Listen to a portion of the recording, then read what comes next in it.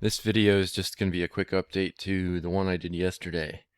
I discovered that I made some inaccurate assumptions, and I'll show you what I'm talking about. What you're seeing here, these two plots, are the current prediction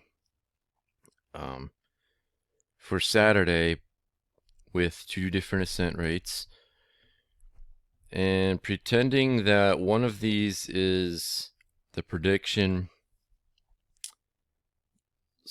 let's say we predicted we would get 800 feet per minute, and we actually got 1,000 feet per minute. So pretend one of them is prediction and one of them is what we actually got.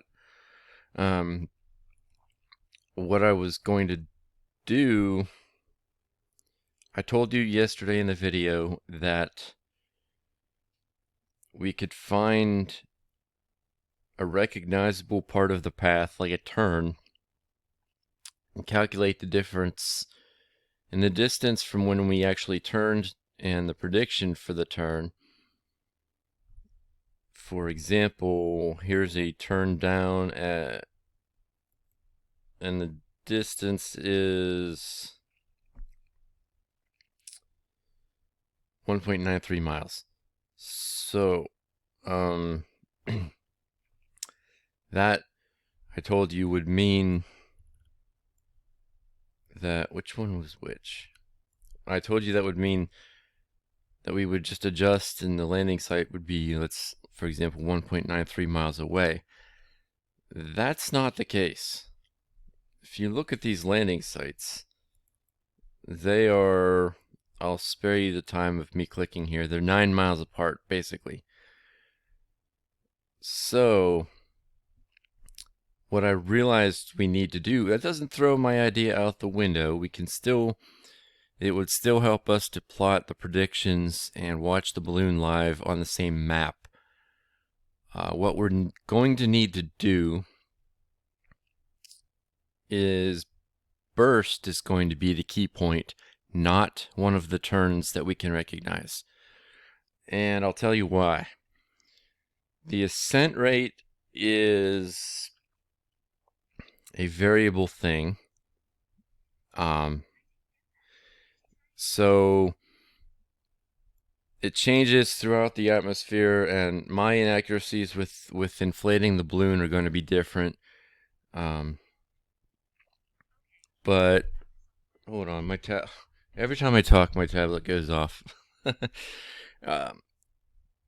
But descending on a parachute is a constant thing. It is a very specific amount of weight in the payload and a very specifically sized parachute. So that's going to be what it is. If we wait until burst and measure the distance between these two, I think that pin is burst. Why is it not clicking right? There we go. Yeah. I don't think I'm clicked in the right spot here. Let me. It's hard to do this when they're that close together.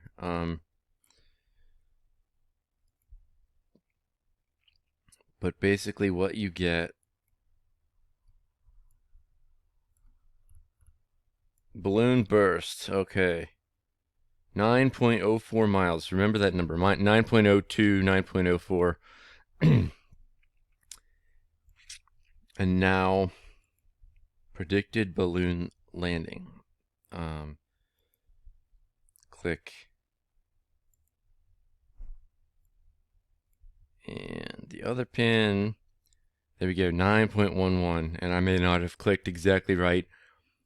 Essentially, it's the same thing. So we need to watch burst.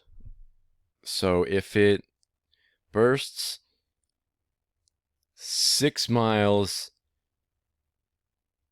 earlier than the prediction, we need to come 6 miles, east of the prediction, or in whatever direction the actual burst happened compared to the prediction. But So that's what we do, and that's going to be fine. That'll still give us enough time. What we need to do is generally know where the flight's going. Okay, we're going west, and start going in that direction so that we're not in Carrollton and scrambling when burst happens.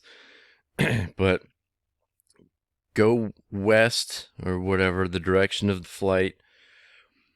When burst happens, we have about 40 minutes until it hits the ground. So if we're not too far away when that happens, and that's we don't have to be ridiculously close, but just so we're kind of not sitting in Carrollton at the launch site, I think we'll still be in good shape for when burst happens and we can make the adjustment.